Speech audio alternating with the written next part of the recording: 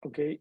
Sobre los factores protectores en la era digital, sé que Guardianet está muy preocupado por la seguridad de las niñas, niños y adolescentes en la era digital. Y yo lo voy a abordar desde una perspectiva muy diferente a lo que ustedes están acostumbrados. Y en la primera parte de esta ponencia les voy a explicar el por qué. Inclusive lo vamos a hablar desde una perspectiva que se llama de epidemiología, ¿no? Vamos a entender como cuál es la raíz última o la causa última que si pudiéramos mover solo un vector o mover una sola palanca que pudiera cambiar todo el panorama, como mover el engranaje, el resultado debería de ser eso que ustedes están buscando, ¿no? Que sus hijas, sus hijos puedan crecer seguros en un entorno digital. ¿Okay? Entonces, para eso les voy a platicar primeramente de un estudio que se llama el estudio de las experiencias adversas en la infancia, ¿no? Este estudio eh, ha sido un cambio radical de cómo podemos ver el tema de la salud, ¿no? Eh, y como les dije, en la primera parte vamos a hablar sobre ello y en la segunda parte vamos a hablar prácticamente sobre los factores protectores, pero van a poder entender el por qué lo vamos a vincular, ¿no? Este estudio, para que ustedes se den cuenta, fue desarrollado por el Centro de Desarrollo para la Prevención y de las Enfermedades de los Estados Unidos, que comúnmente se le conoce como el CDC. Sí, el CDC se hizo muy famoso ahora en la pandemia, muy poca gente conoce que existe. Entonces, para contarles la historia de cómo surgió este estudio, es muy sencillo y muy simple. Por allá a finales de los años 89, 90, había una clínica de obesidad de una red hospitalaria en Estados Unidos que se llama Kaiser Permanente, y esta red tenía una clínica de obesidad, ¿no? Esta clínica de obesidad tenía altas tasas de éxito, ¿no? Es decir, las personas que se inscribían en esta clínica de obesidad perdían bastante peso, ¿no? Pero empezó a suceder un fenómeno bien particular. Ahorita aquí en la foto justamente tenemos una de las razones por las cuales este estudio se originó. Los más grandes descubrimientos de la ciencia son así, son incidentales, no se buscaban y se topa uno con ellos. Bueno, resulta que Ella Herman, la persona que estamos viendo aquí en esta fotografía, había subido más de 40 kilos y los había perdido al menos 6 veces, ¿no? Eh, y cada vez que ella bajaba de peso, se iba del programa, lo desertaba. Pero se empezó a descubrir vamos a decirlo así, un patrón en donde no solamente ella, muchas chicas que perdían peso dejaban el programa y volvían a retomar el peso. Entonces cualquiera hubiera pensado, bueno, pues era un tema de rebote, no podían seguir con la dieta, cualquier otro tipo de factores. Sin embargo, el doctor encargado de esta clínica, que se llama el doctor Vincent Felitte, pues fue un poco más profundo a intentar descubrir por qué las chicas dejaban el programa, ¿no? Y le empezó a hacer una serie de entrevistas a todas las chicas que abandonaban este programa, pero particularmente cuando se topó con Ella Herman, hace toda una serie de preguntas y al hacer una pregunta específica, él comete un error, ¿no? Él debió de haber preguntado cuánto pesabas cuando inició tu vida sexual y él en lugar de preguntar eso, preguntó qué edad tenías cuando inició tu vida sexual, ¿no? Entonces, él pregunta qué edad tenías, cometiendo un error, cuando inició tu vida sexual, y ella le contesta 4 años, ¿no? El doctor se queda sorprendido, se da cuenta del error de su pregunta, pero al mismo tiempo descubre que estaba preguntando, vuelve a repetir y ella le dice, sí, a los 4 años de edad y fue mi padre, ¿no? Entonces, a partir de ahí, él empezó a descubrir un patrón.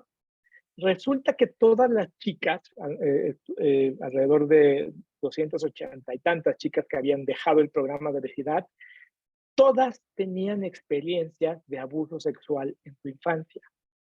Y descubrió que de hecho la ganancia de esta sobrepeso es fruto del abuso sexual. O sea, que antes del abuso sexual, estas chicas no tenían ningún tipo de sobrepeso, incluido este que nosotros le conocemos como sobrepeso mórbido.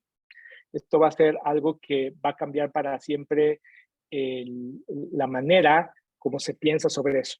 Bueno, y a raíz de ahí, el doctor Vincent Felitte presenta sus hallazgos en una conferencia sobre obesidad.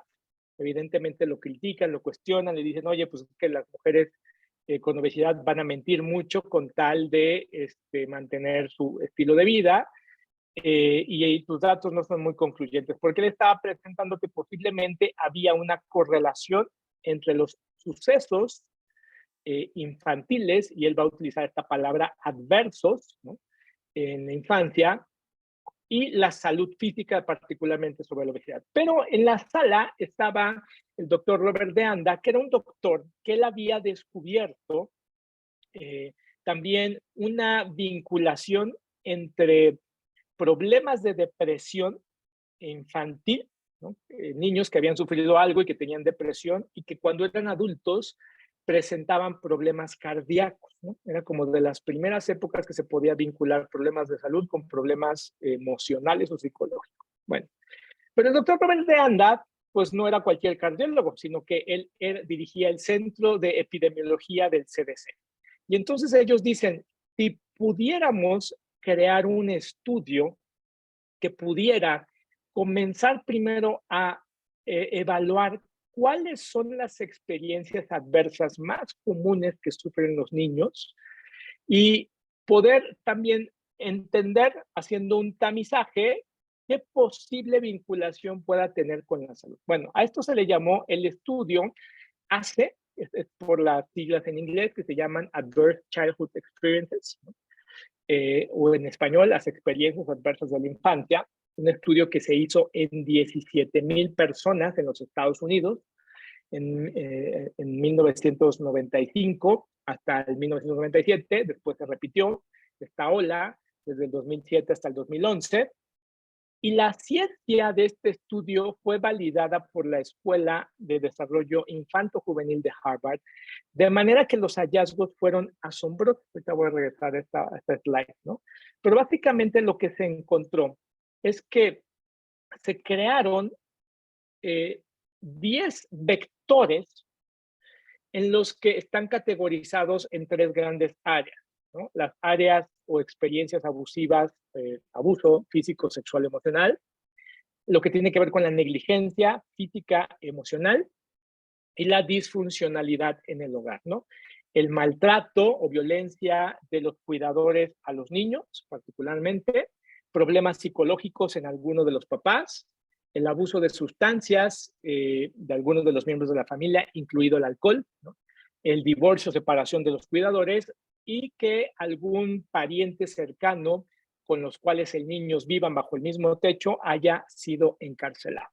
Y el descubrimiento más grande que hizo el CDC fue que a mayor experiencias adversas en la infancia, mayor probabilidad de desarrollar, por ejemplo, en el tema de la salud, era la obesidad severa, diabetes, depresión, ¿no?, intentos suicidas, enfermedades de transmisión sexual, ¿no?, enfermedades del corazón, cáncer, derrame cerebral, pulmones, huesos. De hecho, hoy tenemos ya hasta una tabla que sabemos si tú padeces 3 o 4 más experiencias adversas en tu infancia, lo más probable es que cuando seas adulto tengas una capacidad de desarrollar, por ejemplo, 3 veces más probable de desarrollar alcoholismo, ¿no? Si tuviste 4 o 5 más experiencias, hay un 1500% de probabilidad de que intentes suicidarte, ¿no? Si tuviste 4 o 5 más experiencias en la infancia, tienes 3500 probabilidades de veces de utilizar drogas inyectadas, ¿no? Es más probable que fumes, de 2 a 3 experiencias adversas en tu infancia, de tener problemas de ausentismo en el trabajo, pérdida de trabajo, ¿no? Y toda una correlación que se empezó a crear en base a esto, ¿no?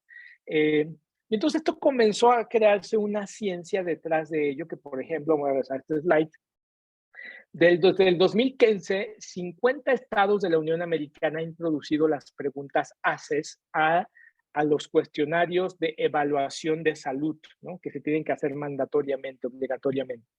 Desde el 2017 al 2021, los sistemas de salud públicos de Reino Unido, Canadá, Rumania, Australia, Noruega, Filipinas, China, República Checa y Jordania han introducido el cuestionario ACES como una manera de prevenir, una medicina preventiva, ¿no? Si queremos, por ejemplo, erradicar los problemas de depresión, los problemas de enfermedades de transmisión sexual, los problemas de uso de drogas, los problemas de altos niveles de cáncer, lo que estos sistemas de salud ahora están haciendo es prevenir o detectar y tratar a los niñas y adolescentes que han sufrido algunas de estas 10 experiencias adversas en la infancia, ¿no? Les doy otro dato. Desde el 2020, el estado de California se convirtió en el primer estado en elevar a rango de ley constitucional la estrategia ACES, de manera que es obligatoria que en las escuelas y todos los profesionales de salud que tengan contactos con niñez hagan el cuestionario de tamizaje de las experiencias adversas en la infancia, ¿no? Y es que si ustedes se dan cuenta de estas experiencias, ¿por qué tienen tanto daño? Lo que hay detrás de ellas es algo que se llama el estrés tóxico, ¿no? Recógete el cabello, por favor.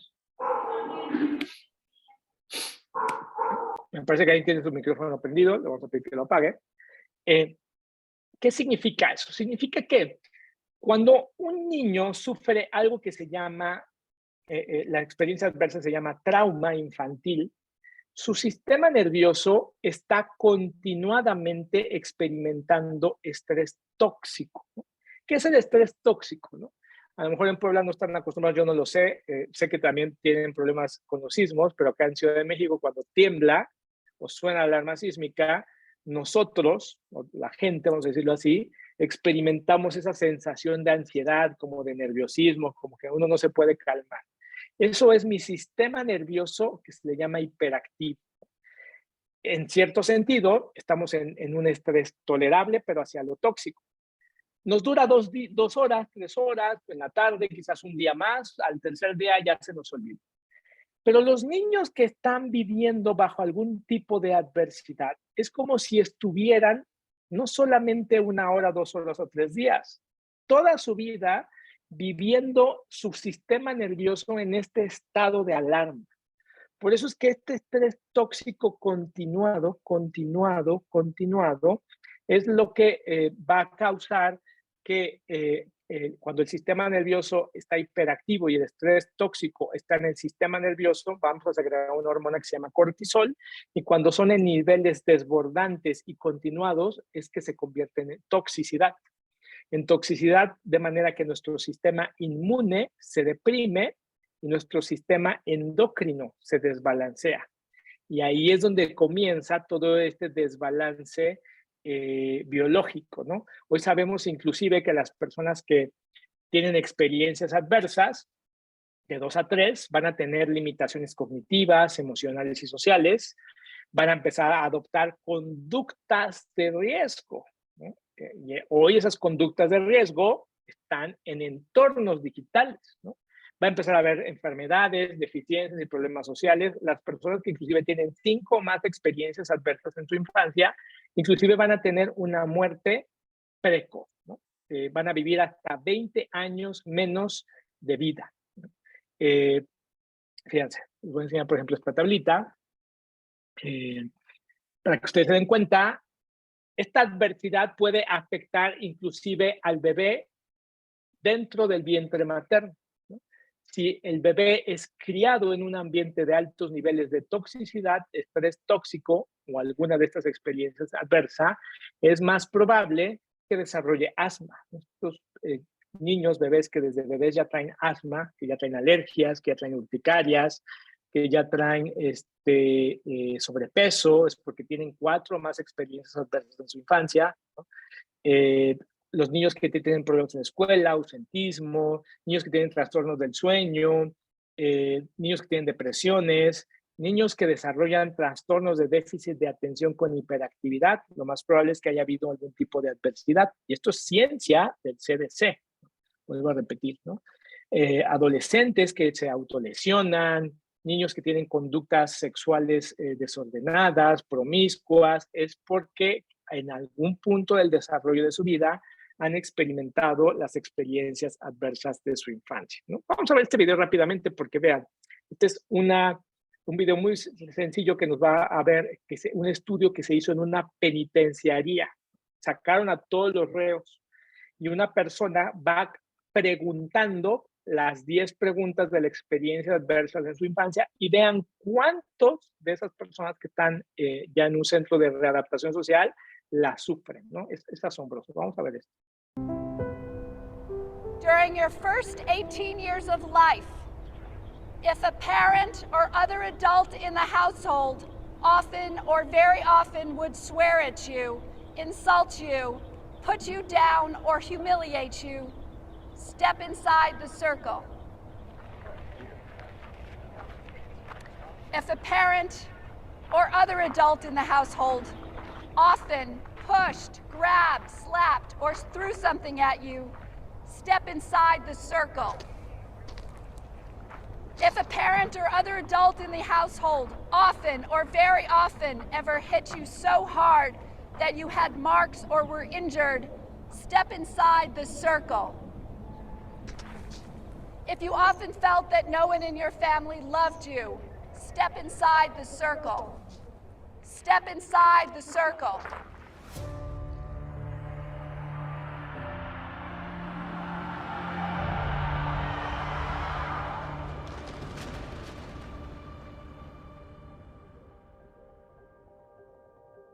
I think society got prison wrong, and they're seeing what's wrong with people instead of what happened to people. Our mission at Compassion Prison Project is to transform communities and prisons with compassionate action. An adverse childhood experience is a terrible event that continues to happen to a child. And there's no way to know when it's going to happen again, which puts the kid into a hypervigilant state. I have 8 of those ACEs, and when I found out I have 8 adverse childhood experiences, and that my behavior was a direct result of the trauma that I experienced in childhood, it changed my life. The men and women in prison, 64% of them have 6 or more of those.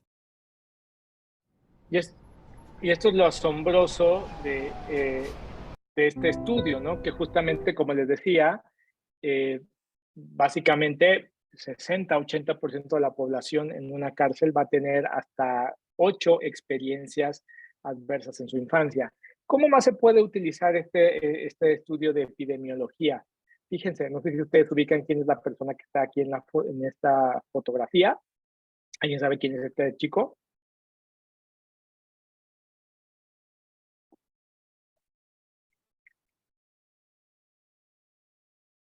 Puede escribir o... Es uno de los que hicieron una matanza en Estados Unidos, creo, ¿no? Exacto, él se llama Salvador Ramos y hizo un tiroteo en la escuela primaria en Texas, ¿no? Hoy muchas escuelas están preocupadas por cómo terminamos el bullying, ¿no? ¿Cómo acabamos con la violencia que puede haber en las escuelas, ¿no? Bueno, la respuesta es esta, ¿no? Si el condado de Uvalde, Texas, tuviera implementada una política, no nos vayamos muy lejos al condado, la escuela hubiera tenido una política de detectar las experiencias adversas en la infancia, o los profesionales de salud mental, los educadores supieran esto, ellos hubieran podido detectar que entre su población de alumnos tenían a un chico que tenía al menos 5 experiencias adversas de la infancia. Él sufría una violencia emocional terrible por parte de la abuela, su cuidadora materna, ¿no? Experiencia adversa número 1. Su padre abusaba del alcohol y me parece que un hermano o algún familiar abusaba de drogas. Van 2 experiencias adversas, ¿no? El padre estuvo encarcelado, 3 experiencias adversas. Él sufría negligencia emocional, que ahorita vamos a hablar de esto, 4 experiencias. Y igual su abuela lo golpeaba físicamente, ¿no? Entonces aquí tenemos 5 experiencias adversas. Si se hubiera hecho este tamizaje entre la población, hubieran descubierto, tenemos un caso, un foco rojo, ¿no? Un caso, por eso les dije que este es un estudio de epidemiología, no es un estudio de psicología. Detectamos a alguien que tiene más de 5, cualquiera detección que tenga más de 3, nos deberían de saltar las alarmas, ¿no? ¿Y para qué? Para prevenir, tratar, porque una de las noticias que nosotros tenemos cada vez es que el trauma infantil, la adversidad infantil tiene cura, es posible tratarla, pero para poder tratarla tenemos que detectarla primero. Y entonces al detectar se hubiera dado una intervención y se hubiera podido prevenir esto, ¿no? Hoy sabemos inclusive que en las escuelas no solamente los niños que son víctimas de bullying, sino los que son lo que les llamamos acosadores o buleadores, tienen altos niveles de experiencia, de experiencia adversa en su infancia, ¿no? Entonces, lo que nosotros hicimos en México fue justamente a correr este mismo estudio de las experiencias adversas en la infancia. No me da tiempo de hablarles de todo esto porque no sería el propósito de esta clase.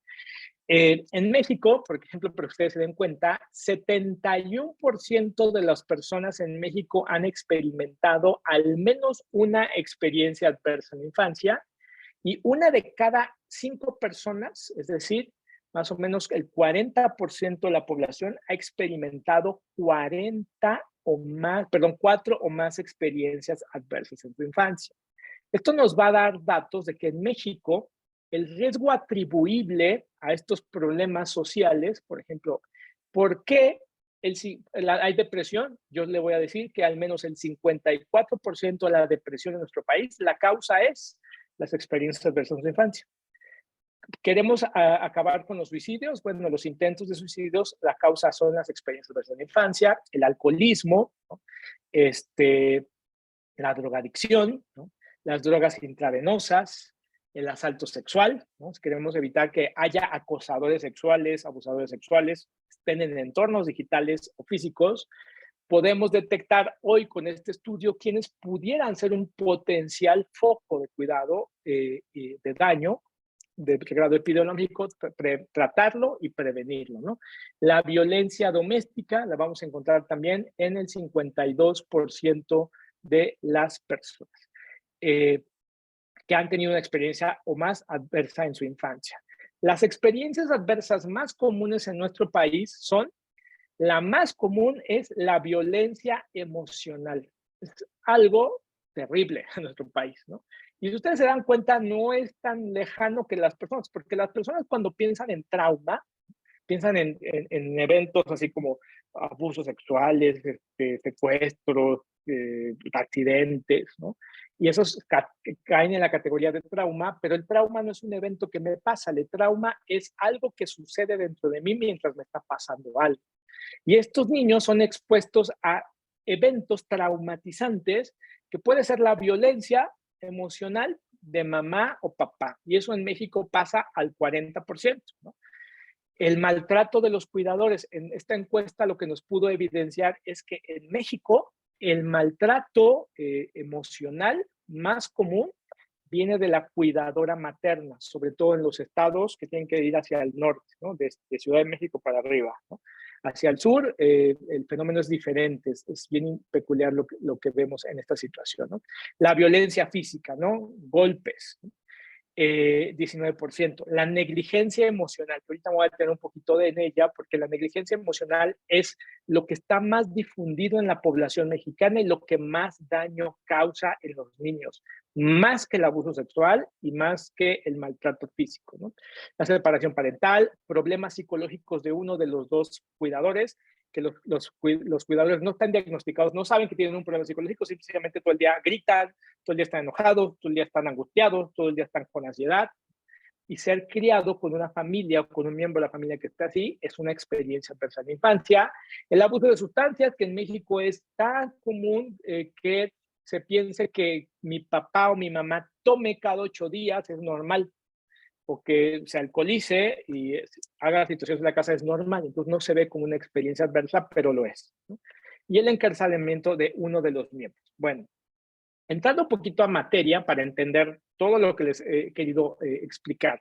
Hoy vamos a poder descubrir que inclusive en México, no solo en México, esto es a nivel mundial, los riesgos en redes sociales para niñas, niños y adolescentes tiene que ver con esto que se le llama el ciberbullying, ¿no? Es el riesgo número 1, ser acosado en redes sociales, que este acoso es hecho por otros niños, ¿no? Otros adolescentes, otros niños de los mismos grados escolares, ¿no? Esto que se le llama el grooming, para quien no sepa qué es el grooming, es cuando ya un perpetrador o un acosador sexual empieza a crear un vínculo mediante engaños y mentiras, ganándose la confianza y estableciendo algún tipo de amistad con una niña, niño o adolescente a través de Internet, ya sea vía redes sociales, aplicaciones de mensajería instantánea, correo electrónico, con el fin de obtener inclusive imágenes sexuales o establecer una relación, ¿no? Y el sexting, que es el texteo con fines sexuales, y las adicciones. Pero aquí de adicciones vamos a hablar tal cual como un trastorno, ¿no? La adicción que se cataloga como ya un trastorno adictivo en redes sociales, perdón, en Internet, va a ser el consumo de la pornografía. Pues bueno, fíjense, por eso yo les decía que para mí era muy importante poder explicarles primero estudios de experiencias adversas, porque nosotros descubrimos que, por ejemplo, los niños que son víctimas de ciberbullying, porque hay un patrón bien particular, esto ya se ha estudiado desde muchas ramas, ¿no? Entender por qué el que ejerce el bullying elige a un cierto perfil, ¿no? ¿Por qué el que ejerce grooming elige a un cierto perfil de niños que tienen una sensibilidad bien peculiar para elegir la víctima, ¿no? Hay ciertas señales que estos acosadores, depredadores utilizan, ¿no? Tienen, ¿no? Porque no lo hacen con todos los demás niños, ¿no? En la escuela, quien recibe bullying, el mismo niño que la ejerce, la hace hasta ciertos tipos de niños, no con cualquier niño se mete. Pues descubrimos que los niños que más frecuentemente reciben bullying, fíjense, tienen 4 o más experiencias adversas en su infancia. La experiencia adversa más común es la negligencia emocional. La negligencia emocional es para mí una de las epidemias más grandes que está muy normalizada en nuestra cultura, en nuestros sistemas de crianza, en la manera como la sociedad funciona hoy en día, ¿no? ¿Qué otra cosa descubrimos? Por ejemplo, los adolescentes que empiezan a consumir pornografía, ¿no?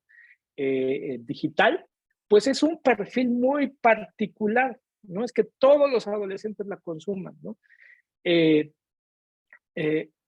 O los que se vuelven, vamos a decirlo ya, adictos. Una vez más, encontramos que las personas que consumen pornografía de niños, puede ser desde el vientre materno hasta los 18 años de edad, sufrieron maltrato por parte de su cuidadora materna. El maltrato de la cuidadora no es algo, a veces es físico, pero lo más común que hemos encontrado es que es un maltrato emocional, ¿no? Un maltrato, en México es muy común, México tiene más un sistema matriarcal en donde aquí se hace lo que yo digo porque soy tu mamá, ¿no? Y te callas, ¿no? Que pase una vez no pasa nada. El problema de estos niños o de estos adolescentes es que es un maltrato continuado, ¿no?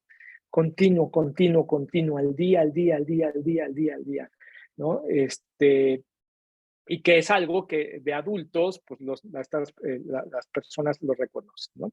Pero fíjense, les voy a enseñar otro dato de este mismo estudio.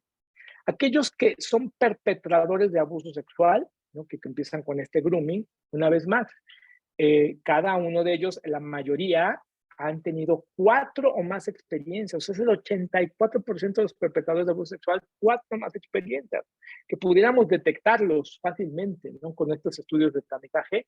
Y vamos a ver una vez más que la causa más común es el maltrato o este abuso emocional de la cuidadora materna, así salió el estudio, los problemas psicológicos, ¿no? La violencia emocional y la violencia física. La UNICEF tiene un estudio que se llama índice de violencia en niños, niñas y adolescentes, que me parece que en su última edición, que es del 2017, nos va a arrojar datos muy similares. Inclusive ellos también van a encontrar que una de las formas de violencia más común en nuestro país viene por parte de la cuidadora mamá, ¿no? Entonces, quiero que vean este video. Vamos a entrar ya en materia de lo que nos debemos hablar esta noche. A mí me encantó cuando vi este video porque este hombre se llama Gary Vaynerchuk. Para quien no lo conoce, que seguramente muy poca gente la conoce en México, es uno de los expertos en redes sociales y marketing a nivel mundial más grande. Yo creo que él ha creado y ha resignificado lo que significan para muchas empresas y compañías las redes sociales. Puedo decirles que es la persona o el gurú más grande que existe en este mundo sobre temas de redes sociales, marketing digital, entornos digitales. Y a él le hacen esta pregunta y quiero que vean lo que les contesta, ¿no? Y quiero que vean esta mamá preocupada. ¿Cómo puedo mantener a mi hija de 9 años alejada de los peligros de Internet? Solo hay dos formas. ¿Cómo? Una, no le permites pasar tiempo ahí. Que como sabes es muy difícil, porque todo el mundo en su mundo va a estar ahí. Sí. Dos, y esto es lo más importante. Yo tengo una hija de 13 años y pienso en esto muchísimo. Es definitivamente lo que más me apasiona en el mundo. La forma número 1 de proteger a tu hija es desarrollar su autoestima. Cuando un niño o una niña no es inseguro o insegura, no sucumben al peligro. Asegúrate de que tenga confianza sobre quién es, su mente, que no dependa en exceso de su apariencia. Construye su autoestima porque no vas a poder vigilarla todo el tiempo. No, no puedo. Y me doy cuenta. Sé, lo sé. Por eso te estoy diciendo esto. Puedo sentir que te das cuenta. Si tú le das la confianza en quién es, de que es increíble tal como es, no va a sucumbir a otra gente. Y así es como va a manejarlo. Es la mejor respuesta que me han dado. Muchísimas gracias. Me encanta este video porque es algo que nosotros en México, yo trabajo por una institución que se llama Newman Institute, somos una escuela para psicólogos, para especializarse justo en el tratamiento del trauma psicológico, y también tenemos una clínica de trauma. Y los pacientes que han sufrido, vamos a decir, estos peligros de las redes sociales, víctimas de acoso, de bullying, abuso sexual, violencia, que se han inmiscuido en relaciones inapropiadas a través de estas plataformas, siempre el factor común no es eso que les pasó, es su infancia. Y siempre vamos a encontrar un factor bien particular, que es esto que se llama la negligencia emocional. Y algo que inclusive la Universidad de Harvard descubrió, que al cerebro humano, a la mente humana, al sistema nervioso humano, le es más dañina la negligencia que el abuso y la violencia. ¿Por qué? Porque el abuso y la violencia es que el niño recibe algo que no necesita para su sano desarrollo. El niño no necesita golpes para su sano desarrollo, el niño necesita abuso. Y claro que va a tener un cierto daño y va a ser importante. Pero la negligencia es no darle algo que el niño sí necesita para su desarrollo. Esto que Gary habla de la autoestima, y digo, claro, ¿no? La autoestima, la negligencia emocional va a ser una de las características que vamos a ver en muchos casos ya de personas adultas que traen problemas fundamentales, ¿no? Yo siempre he dicho, está bien que a los adolescentes les enseñemos sobre cosas como afectividad, sobre valores, sobre cuidado en las cosas, pero el ingrediente más importante justamente es eso. Un niño que está preocupado por su imagen, un niño que está preocupado por su apariencia, un niño que está muy preocupado por ser aceptado, por ser popular, un niño que está demasiado con una crisis existencial porque no es como los demás, ¿no? Casi siempre vamos a ver que de fondo hay negligencia emocional. ¿Qué es la negligencia emocional? Pues bueno, la negligencia emocional se puede definir como la falta de presencia física y emocional del cuidador de forma continuada o regular en la vida del niño, niña o adolescente. Es una característica, ¿no? Que el niño o niña dice, estaba solo, siempre fue criado por bueno, aquí en México en algunos círculos por la asistente doméstica, por la cuidadora, por la nana, pero papá y mamá no estaban. En nuestra clínica acabamos de tener el caso de un niño que venía porque se empezaba a rascar y se hacía daño, ¿no? Hasta sangrarse, ¿no? Ya lo habían diagnosticado con TDAH, lo habían diagnosticado también como con trastornos obsesivos compulsivos, un niño de casi 6, 8 años, ¿no? Y dice, oye, pero de fondo cuando trabajan con el niño se da cuenta que lo que está ocasionando eso es que él dice, y ahorita vamos a hablar de la raíz, ¿no? Es que mi mamá nunca está en casa. Mi mamá nunca está en casa, ¿no? Esta es una idea muy común que vamos a encontrar en la negligencia emocional, ¿no? ¿Qué es la negligencia? Es la necesidad emocional de suplir algo, el sistema nervioso del niño, bueno, desde el bebé, ¿no? El ejemplo clásico de la negligencia emocional en los bebés, ¿cuál es? El bebé que llora y llora y llora y llora. Y la mamá no va porque dice, no, es que a mí mi suegra, mi tía me dijo que no vaya porque el niño me está chantajeando, no va a aprender a calmarse. El sistema nervioso de un bebé no está diseñado para calmarse solo, necesita la intervención de un adulto. Cuando esto no lo recibe, desde ahí empieza esta famosa negligencia emocional. El niño debe de aprender a autorregularse, ¿no? Ser inconsciente a las necesidades emocionales de los niños, niñas y adolescentes. Y es que nosotros le hemos dado vivimos en una cultura muy cognoscitiva. Creemos que el niño, con la información cognitiva, lógica, racional, ¿no? va a poder calmarse. Y no me da tiempo de profundizar mucho en esto, pero el cerebro humano no está diseñado de esa manera. El cerebro humano está diseñado de manera que, si este fuera mi cerebro, lo más importante es lo fisiológico, ¿no? Después lo emocional y por último lo cognitivo. Y la corteza prefrontal, que es la con la que los humanos pensamos, ¿no? Y creemos que lo más importante es de arriba abajo, es decir, lo cognitivo, después lo emocional y por último lo fisiológico. Y pues no, el sistema nervioso, el diseño inteligente del sistema nervioso es al revés. Quien tiene más peso en el sistema nervioso es lo fisiológico, después lo emocional pesa más que inclusive lo lógico racional. Por eso es que estos niños, aunque le damos razones de por qué mamá no está o por qué no tiene un papá, emocionalmente él lo va a seguir sintiendo, ¿no? Y a veces los adultos no tenemos la capacidad para leer esas emociones, ¿no? Las emociones importan muchísimo. Por eso hoy inclusive las escuelas tienen que aprender a tener certificaciones de habilidades socioemocionales. Porque cuando no tienen habilidades socioemocionales, los niños no aprenden. Por eso en las escuelas hoy tienen epidemias de todos los niños tienen déficit de atención, todos los niños son oposicionistas desafiantes, todos los niños tienen hiperactividad, ¿no? Pero lo que no nos damos cuenta es que son los adultos los que estamos ocasionando esto, ¿no? ¿Cuáles son como estos señales, no? Las señales más comunes en los niños es niños desconectados, que están todo el día como evitando papá, que cuando papá y mamá llegan, vea, llegué, hijo, el niño no contesta, está metido en su celular, en el Xbox, en el TikTok. Y es que entonces las redes sociales se convierten en la manera como suplen esas necesidades emocionales. ¿Y por qué las suplen? Porque no está nutrido, no hay nutrición emocional, hay negligencia emocional. Y eso que nutre se siente muy bien, ¿no? En mi casa no me hacen caso, aquí me dan muchos likes, aquí soy famoso, ¿no? Aquí puedo contar todo lo que está pasando, ¿no? Hay también señales en donde los niños ya se vuelven hiperactivos, desafiantes, oposicionistas, agresivos, víctimas, ¿no?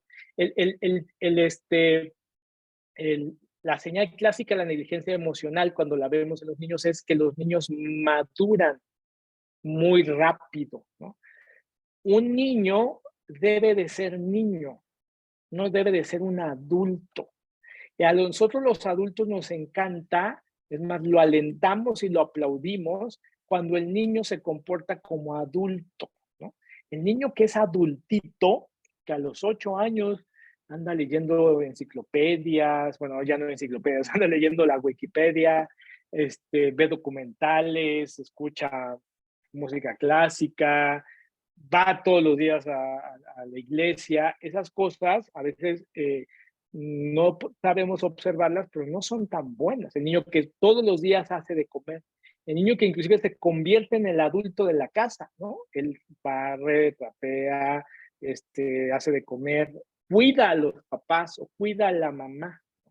Es como si la niña que regaña al papá porque no se comporta como debiera de ser. Esas son pequeñas señales porque el sistema nervioso madura más rápido para sobrevivir. No significa que sea normal. Esto, por ejemplo, cuando los adultos sufrieron negligencia emocional en su vida, de adultos tienen estas cosas de sentimientos de vacío, ¿no? Miedos a ser dependientes. Por eso los niños con negligencia emocional son autónomos, no dependen de nadie, como una defensa. Estos niños, los de adultos, quien sufrió negligencia emocional, tienen compasión por todo mundo, pero no pueden tener compasión por sí mismos, ¿no? Tienen culpa, vergüenza, enojo autodirigido, no toman responsabilidad por lo que hacen mal, sentirse fatalmente defectuosos, tienen dificultad para sentir, identificar, manejar o expresar emociones. De hecho, las emociones no les gustan, ¿no? Niegan las emociones, ¿no? Se vuelven a veces inclusive como intelectualoides. Lo que no se dan cuenta es que lo que les gusta es sentirse intelectual, ese sentirse racional, ese sentirse lógico, que creen que es una defensa hacia el mundo emocional. Pues bueno, también es el CDC que nos va a decir cómo podemos proteger, cómo podemos hablar de esta famosa autoestima que veíamos en este video, porque no es algo cognitivo que enseñamos a los niños, ¿no? No es que al niño le diga yo te quiero mucho, no es que al niño le diga eres valioso, no es que el niño se pare todos los días y lea en su espejo soy muy bueno, soy poderoso, soy un campeón, soy invencible, ¿no? Eso no es autoestima. La autoestima se construye desde lo más profundo, es algo que se siente en el cuerpo, ¿no? Que se sabe en la mente, ¿no? Y tenemos entonces la contraparte de las experiencias adversas en la infancia, ¿no? Hoy les podría yo decir que los niños que son criados en un ambiente de factor protector, al igual que las experiencias adversas, puedo decirles, hay una alta probabilidad de que cuando haya un riesgo en redes sociales, lo eviten, no se enganchen en conversaciones, saben decir que no, se defienden, ¿no? Ponen límites. Es el niño que cuando viene un niño en la escuela y le quiere hacer bullying, oye, ¿no?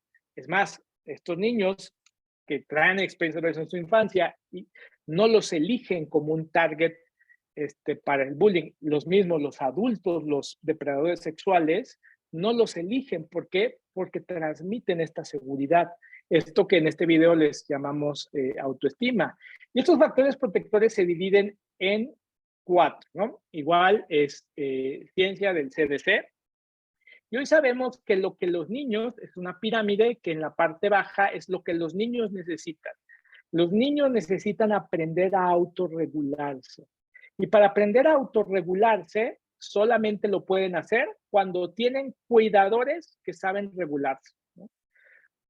Un niño que es criado en un ambiente en el que mamá o papá siempre está angustiado, ay, vámonos rápido,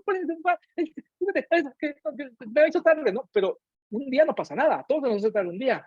Pero si esto es todos los días, este niño no va a estar regular. Este niño, su sistema nervioso va a estar disregular. Después este niño es el que dice, no sabemos por qué no puede poner atención, ¿no? El niño, el factor protector más grande es la regulación de los cuidadores, regula al niño, ¿no?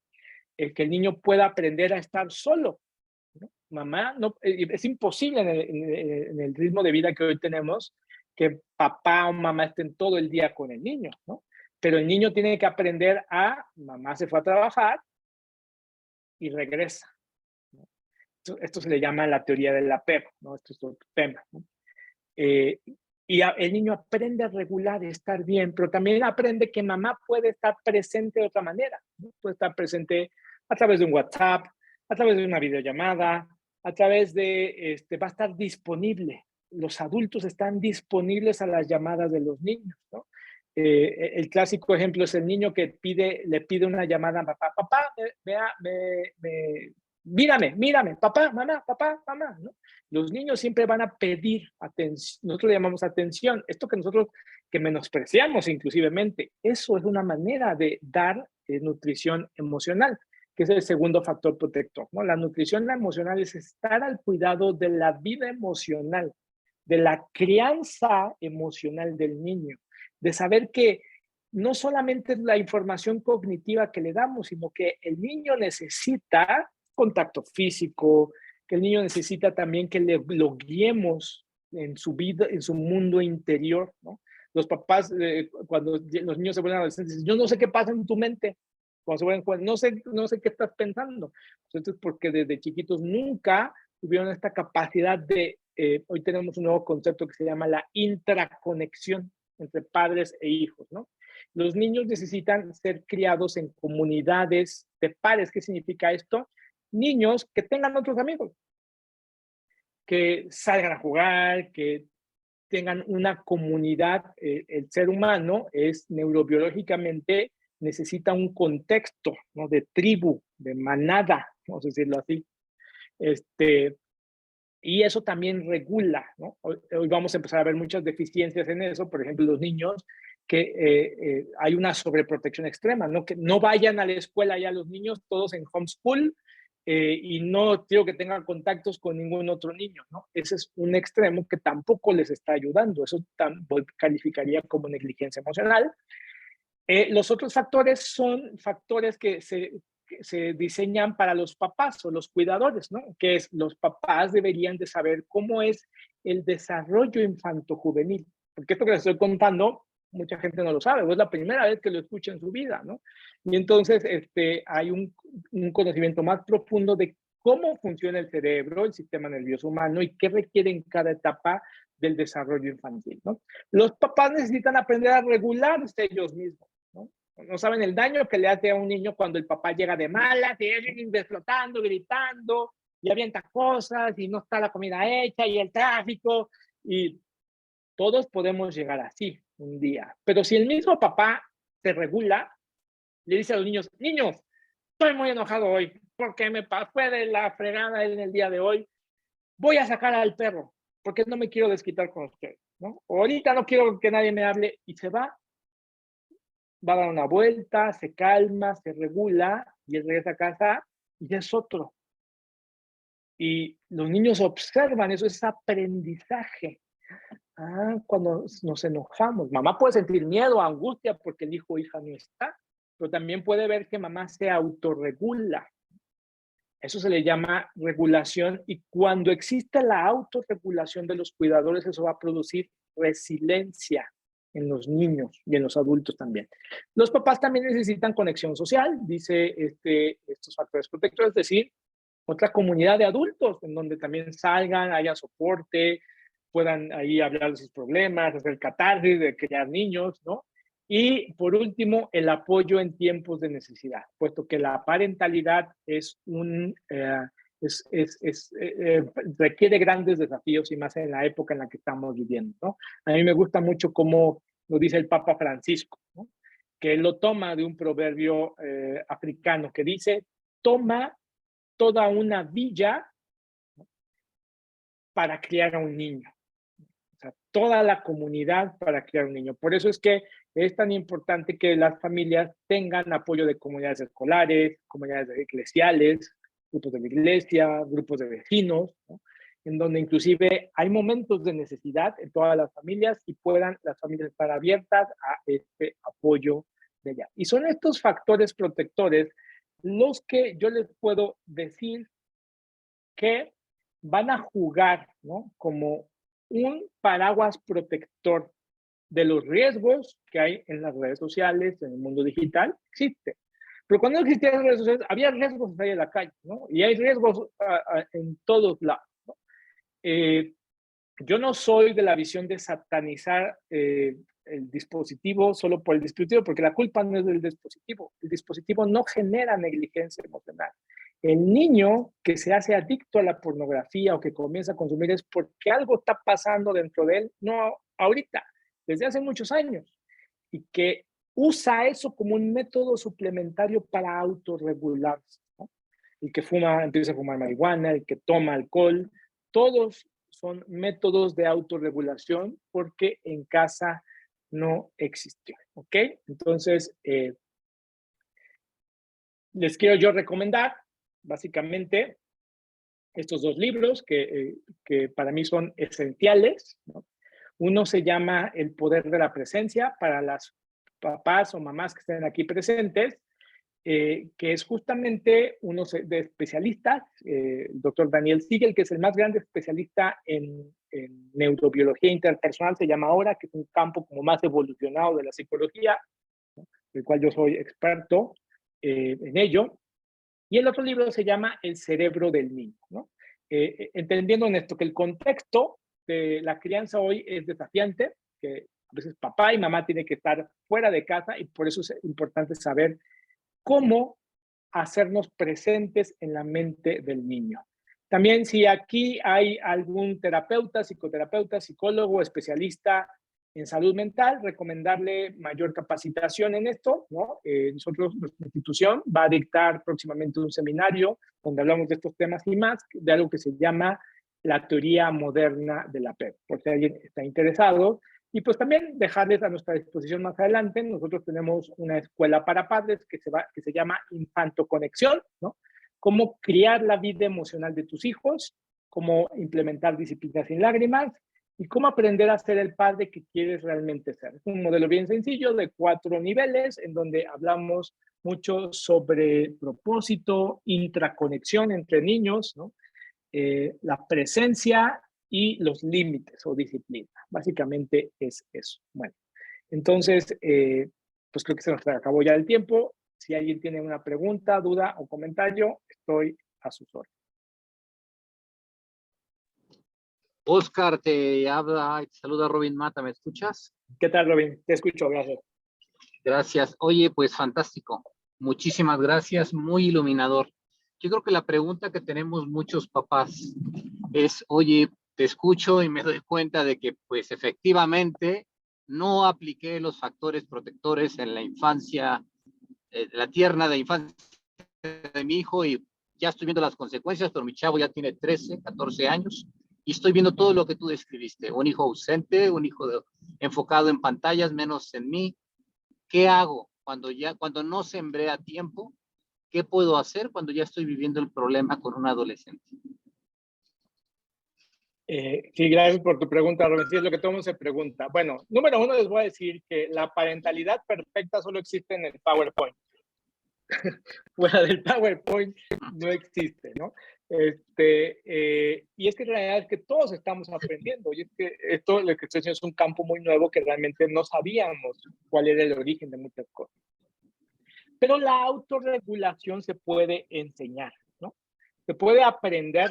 Para mí lo más importante es cuando esto ya existe, número uno, es que los papás o los cuidadores se observen de, oye, yo no me regulo. Efectivamente, yo siempre estoy angustiado en casa. Siempre estoy con la ansiedad, ¿no? Ay, el COVID, ay, el temblor, ay, lo que está pasando en redes sociales, ay, y siempre hay una angustia, ¿no? Es inclusive el hijo que va con mamá, ¿puedo salir? Voy a ir el fin de semana a ciudad, ay, ¿no? La crianza desde la angustia, ¿no? Entonces, aprender a ver eso, o el papá que se da cuenta de, sí, a mí me cuesta mucho trabajo abrazar a mi hijo, ¿no? El contacto físico para mí es un tema, o el mundo emocional para mí es un tema. Bueno, curiosamente, aunque a veces los hijos, sobre todo en la adolescencia, parecería que ya no quieren ayuda, cuando los cuidadores primarios hacen ese cambio de primero ser conscientes a sí mismos, hay un efecto. Hay un efecto secundario que en este caso es positivo, ¿no? Y para lograr esto, los papás a veces es buscar terapia, buscar trabajo profesional, porque estoy seguro que no pueden hacer eso. ¿Por qué? Porque seguramente de chiquitos tuvieron alguna especie de adversidad infantil, ¿no? O esta negligencia que vamos heredando de generación en generación en generación, ¿no?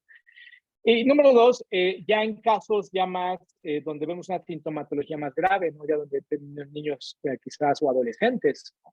Ya con conductas de riesgo, pues también llevarlos con un especialista, ¿no?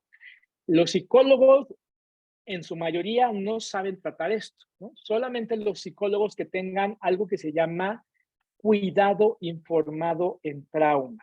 Hay que buscar psicólogos que tengan una especialización en el trauma psicológico y ellos van a poder ayudar y en muchos casos la sintomatología desaparece por completo. Pero tiene que ser un especialista.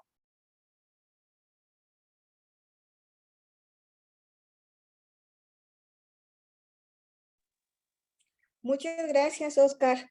Muy nutritivo y mucha información. Y algunos de los compañeros por aquí, si quieren hacer alguna pregunta, aprovechen que está nuestro especialista, pongan en el chat o pueden levantar la mano si alguien quiere hacer alguna pregunta, algún comentario.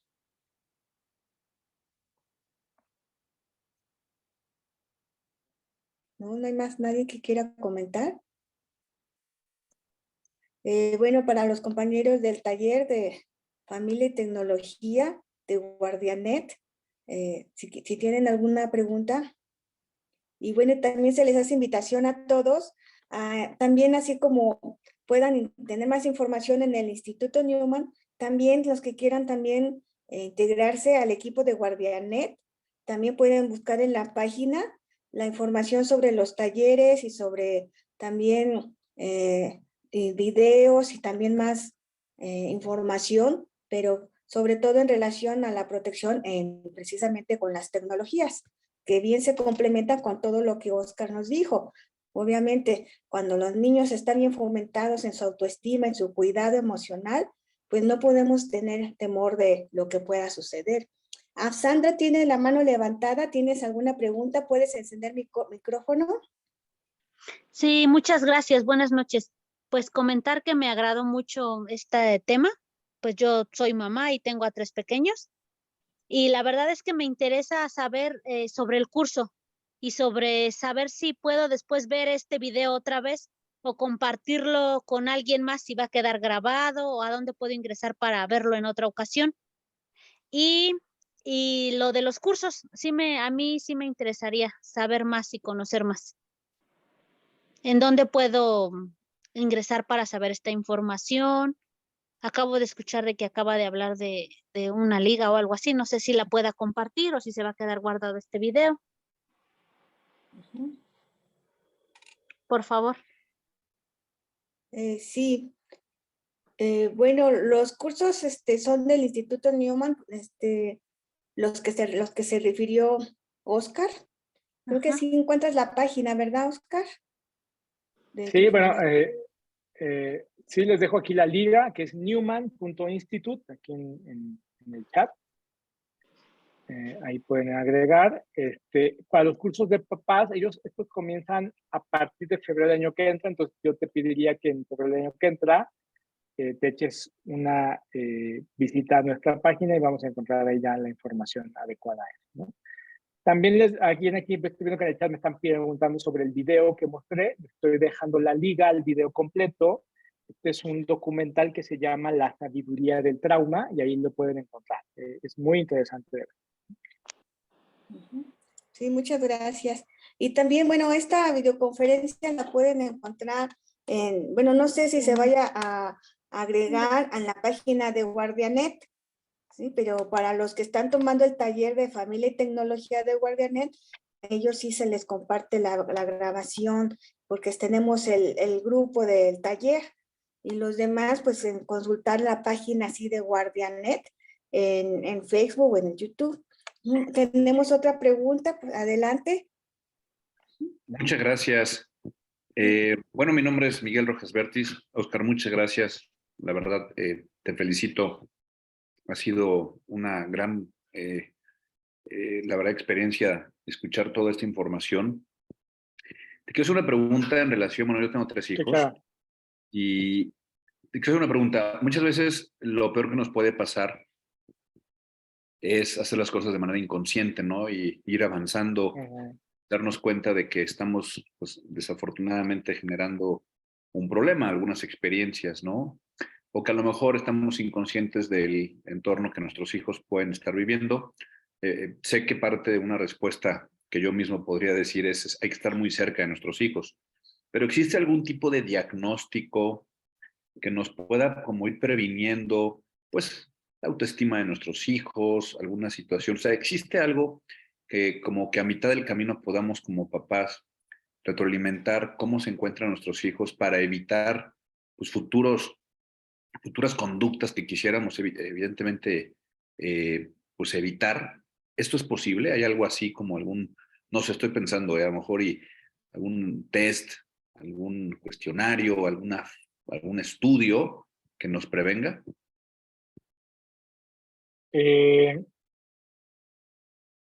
Lamentablemente, la psicología y la salud mental a veces lo que menos habla es de la mente, de lo que está pasando ahí, ¿no? Que sí te entiendo, es como, yo siempre, es mi principal crítica, ¿no? Es como cuando tú, oye, me vengo a hacer un chequeo general de salud, ¿no? Para ver cómo ando, ¿no? Así debemos de tener ese tipo de cosas. Fíjate, las señales que debemos de tener en cuenta, número uno, es la calidad del sueño. Es una señal de salud mental, ¿no? Cuando el niño adolescente empieza a tener terrores nocturnos, no puede dormir, un día a todos nos pasa en el mes. Todos algún día a la semana no dormimos. Pero cuando esto comienza a ser ya frecuente y por frecuente de una semana a 3 o 4 días, esto es una señal.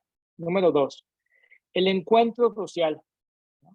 Es una medida de salud mental. El niño tiene que tener amigos, la niña tiene que tener amigas, ¿no? De su edad. Las papás deberían de propiciar esto, ¿no? Desde chiquitos, ¿no? Este ciclo. El niño que está aislado, que ay, a mí me caen mal todos los niños de la escuela. Ah, yo no soporto a los niños de la allí ya hay algo. No es grave, pero hay algo. Entonces, sueño, encuentro social. Y lo tercero sería la capacidad de autorregularse. ¿Qué es esto? ¿No? Por ejemplo, ya lo veo yo en muchos casos de adolescentes que no pueden no estar con su mamá o con su papá, ¿no? Que no me puedo quedar solo, no me puedo quedar solo, no me puedo quedar solo. Que depende de la mamá para todo, ¿no? Que no hay como una cierta, o del papá, o no hay una cierta autonomía. Un niño, 16, ya podría, por ejemplo, ir perfectamente al súper y comprar algo. A lo mejor no compra lo equivocado, pero puede ir, ¿no? ¿Me explico? O hacer ciertas tareas ya autónomamente, ¿no? Empezar a comprarse su propia ropa o elegir lo que a él le gusta. Cuando hay una dependencia de todo y para todo, claro, acorde a su edad, y que no puede autorregularse, que no puede tranquilizarse, que lo regañas de, oye, hoy no hay Xbox, es normal que se enoje, que grite, que se encierre en su cuarto, pero después de unas 2 o 3 horas sale, ¿qué quiere cenar? Pero el que ya se queda ahí una semana encerrado, ¿no? Que no se le baja el enojo y le dura 5 días, esos son señales. La autorregulación, que va muy de la mano de independencia, sueño y encuentro social. Muchas gracias, Oscar. Te agradezco enormemente y vamos a visitar lo del Instituto Newman. Seguramente estaremos revisando el catálogo. Todo muy interesante. Muchas gracias. Gracias a ti. Muchas gracias. Bueno, vamos a tomar la foto del recuerdo. Por favor, les pido si pueden encender sus cámaras para tomar la foto del recuerdo y poder concluir con esta excelente ponencia que nos acaban de dar. Por favor, si pueden todos encender sus cámaras y sonreír para la foto. ¿Ya salgan? ¿Están todos? ¿Porfis? Ok. Por favor, todos. La foto ahora sí ya. Muy bien, muchas gracias. Pues muchas gracias, Oscar. Muchas gracias a todos por haber asistido. Muchas gracias por muy excelente todos toda tu ponencia. No sé, es tanta información que para los papás no sabes cómo nos ha nutrido. A mí en lo personal me llevo mucho de todo lo que ahorita escuché, que a veces anda uno pensando en proteger, en quitar celulares, en que no esto, no lo otro, cuando lo principal es fomentar efectivamente esa nutrición emocional. Muchas gracias y bueno, con esto nos despedimos. Gracias a todos y pues buenas noches. Buenas noches, hasta luego. Buenas noches, gracias a Martín. Gracias Buenas a ti. noches. Esto es lo que tienen que hacer. Esto es lo que tienen que hacer, aprender. Que estén aquí, eso es aplaudible. Eso es un factor protector. Aprender. Así que los felicito y sigan adelante. Gracias, buenas noches. Muchas gracias. Gracias a todos. Buenas noches.